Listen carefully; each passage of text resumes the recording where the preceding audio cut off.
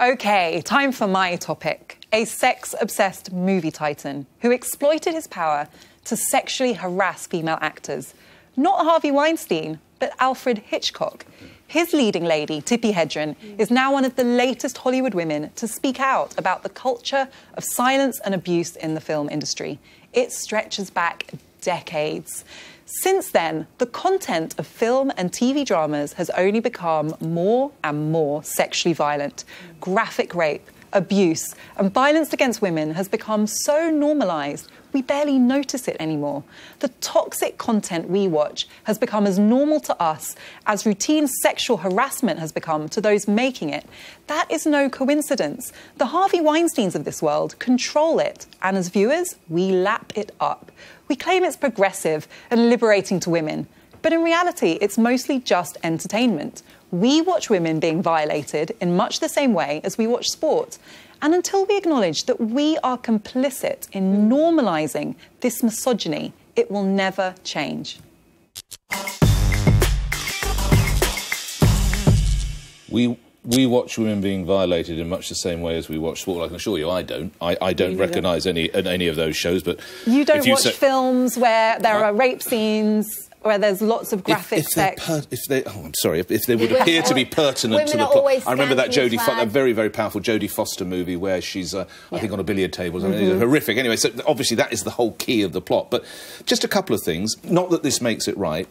'Twas ever thus. The casting couch. I'm not saying that justifies it, but as you've just pointed... No, of course not. As you go back. And the other thing, you seem to be painting... the idea that there's just no powerful women anywhere in the decision-making process. They're all sitting there timidly in meetings, and these giant, let's not name any names, but these vast titans are saying, I just want more rapes, and I just want more brutal, and here we are, violation of women, and all the others, I was really hoping that we could take it forward beyond that, because that's a real oversimplification. There are only 5% of Hollywood directors are women, so therefore that's going to have an impact on the kind of content we see and how women are portrayed on screen. A lot of powerful women actors, though, June, women who've had power and clout for the last 20 years. For hire. But they can say the power lies with the directors and the producers. You know, and there aren't many women in that position. Complicit. Everyone in this situation is complicit. Interesting. I interviewed a lady called Alice Evans this week, who is an actress. She's married to Ian Griffith, you know who it is. She's been living in Hollywood for a long time, and she said that Weinstein came onto her a few years ago. They were in Cannes, and she said, and I found this honest and interesting. She said there was a moment where she thought, "Will I? Because if I don't, I'm going to be punished for it." Ugh. Yeah. Right. So, and she didn't. He'd asked her, there was a beach hut, and he asked her to go in the beach hut and do whatever. And he said to her, "It'll help your career." And she said, there was a moment I thought, should I? Because if I don't, life is going to be difficult. And she didn't do it. But I actually thought that was the most honest appraisal. And I think a lot of women in Hollywood make that decision. Yeah, but that doesn't... Sorry, just quickly. Marilyn Monroe, for example. She said, yes, we know what she said. She spent a lot of her career on her knees. She is the definition of a powerful actress in the sense that she was the go-to brand in her time. It doesn't matter how successful or visible you are. You are in a power structure that is controlled by a small number of men who we now know... Get out of it. If you don't want to... That's so simplistic. It's not simplistic.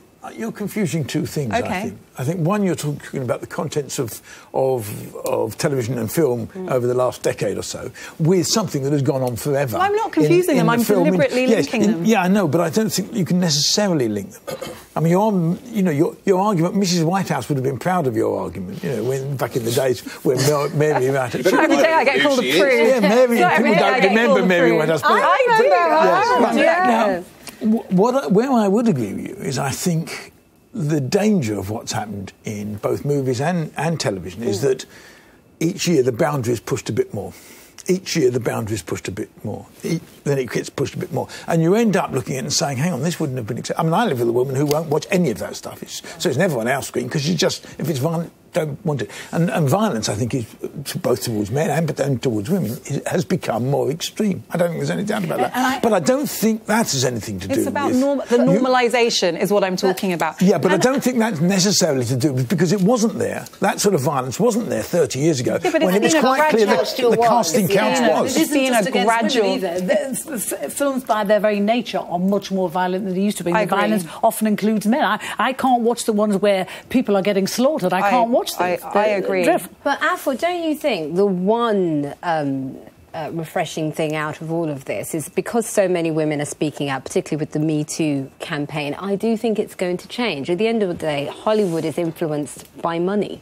And I think we're going to see more women not going to see those sorts of films, more female directors coming through. And I do think we're going to see a positive change happening. I hope so, but one thing... And more men name and shame. One thing I've learned from this... A lot of men who up to now might have thought they could get away with it, now know they're not going to get away with it. Totally. So I think it will change. I like what you're saying, and I hope you're right. But one thing that I've learned from... I didn't know about some of the historic cases where people have spoken out, and I'm like, how come we forgot about that? Well, Hitchcock, and then it had to all come I don't know out tell you again. this, but the Hitchcock story isn't new. It's been around for a long time. I never heard that. When she wouldn't do it with him, her career was over. And it wasn't just her. There were many women that say that they were mentally abused by him. How will we know, though, whether the situation has improved? That's the key. One improvement was the reaction to James Corden's joke, which I'm just going to play you, because that showed that the atmosphere has changed. Hey, it's so beautiful. Harvey Weinstein has already asked tonight up to his hotel to give him a massage. I don't know whether that groan was that you like that joke or you don't like that joke. If you don't like that joke, you should probably leave now. It has been weird this week, though, hasn't it? Watching Harvey Weinstein in hot water.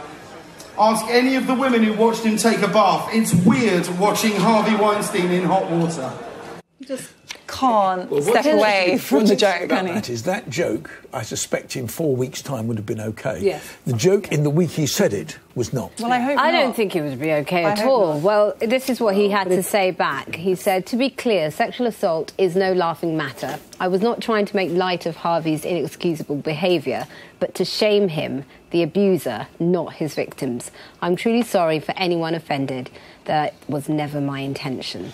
It's not funny. Just to come off a little bit, what you're saying, Hollywood stars, and you probably discussed this last week, but they're so keen to lecture us on everything, whether it be Save the Brazilian Rainforest or the rights of American indigenous Indians or whatever, and yet one of the biggest scandals, and clearly people knew there was a whiff, and they just looked the other way because it helped their careers, in part supporting what you're saying with the young women. And it took them so long to come out and condemn it too. I mean, he was incredibly successful. Yeah, ridiculously so. He was incredibly successful. If you had him on your side, you've got a good chance of getting an Oscar. That makes it work. But men too, and I think it's really important what you said. This is not a problem for women. This is a problem for the industry. This is a problem for society. And I don't think the onus should be on actors or actresses who experience this to speak out. And I want to know why men were silent. Why not? Yes. Why not, Afua? Because it's wrong. If it's not going to be the girls... But why don't they speak out? Yeah. You know, this wouldn't have gone on for as long as it has. But I'm saying men have an equal obligation to speak out as well. It's not it's not a problem for women to deal with. That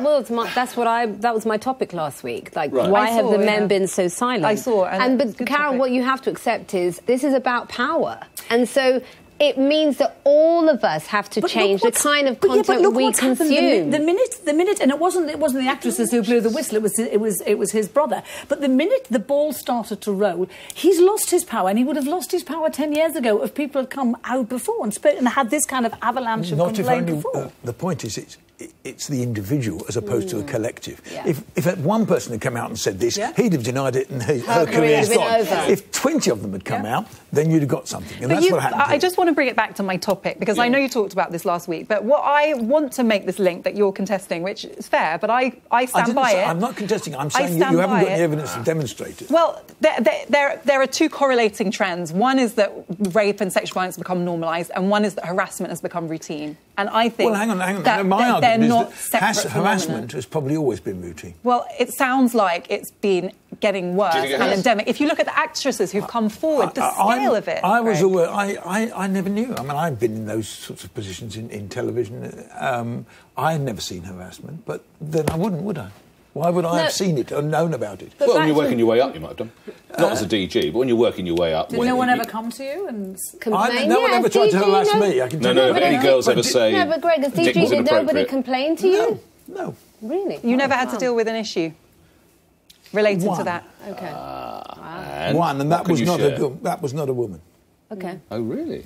Okay. Well, Afua, can I say there is evidence, actually, particularly with the rise of internet porn, that has definitely had an impact on sexual assault amongst millennials. So there is evidence that it definitely influences. Isn't there a difference between sexual assault and inappropriate behaviour? Yeah, totally. I think that's the distinction we have to make. Yeah, but they're all on the same spectrum. I think inappropriate behaviour in the Carol, they are all on the same spectrum. Some of this Me Too They is start at getting a bit inappropriate behaviour and end at sexual assault. But, you know, the inappropriate behaviour has been in every industry, in every area for years. And you know, it's been, I mean, it's in my industry too. And, you know, and I remember times, I remember one particular occasion when I came for an interview in Fleet Street where an editor of a very big newspaper chased me around a table and actually said to me, you know, I can't remember the words he used, but if I did it, I'd get a job. And I remember thinking, you know, never for a second did it occur to me to do it. Not for a second. Did you report it? No. Did you do anything about it? Because this was 35 years ago. That wasn't the climate. However, what I want to say is I wasn't frightened for a second because men who do that sort of stuff, they don't scare me. I just think they're idiots. And you deal with it accordingly. I remember saying to this guy, are you stupid? You're more robust than most. But it's not. A lot of women have got. You've got to actually confront it. The more interesting question is why. Women here, Carol. I think that's really dangerous. I can understand your position, but why didn't you say anything? Because I didn't need to. It was dealt with. Because I dealt with it with him. I said you dealt with it with him, but what about the next person? Are you confident he didn't do it? The reason I think people didn't, as individuals, didn't take action because they wouldn't be believed. Precisely. They would just and the deny impact it would have on their careers. In a way, I think you would have known, Carol, that could create problems for you had you taken it further. A boozy, clumsy pass at a Christmas party, not something like this, which was good, but a boozy was someone who, and it all a little bit of. Do you shop him? No, but that's different. I just want to bring what Jennifer Lawrence has said. Check if we go out this Christmas. What Jennifer Lawrence has said is kind of relevant. He's making jokes about it. Jennifer Lawrence said, I let myself be treated a certain way because I felt I had to for my career. I'm still learning that I don't have to smile when a man makes me uncomfortable. What I find interesting about that is she is kind of discussing the spectrum, that actually one end of the spectrum is just someone making you uncomfortable and you just acting like it's fine, and we all do that all the time. I don't know about you, June, but inappropriate behaviour, and you feel that you don't want to make a fuss, and you don't want to draw attention. Be seen as difficult. The difficult don't feel like that. I don't understand women who feel like that. Seriously, I don't. And it's not because I'm robust, because I'm not. It's not about you. Carol Malone, you are robust. No, but men, you know, I'm talking about, you know, when it happened on a regular basis many years ago. But it wouldn't occur to me not to react. It wouldn't occur to me not to say to them. But I just think you can't. This isn't about that's you as an individual. I don't. Well, you're asking me for. We're talking about experiences.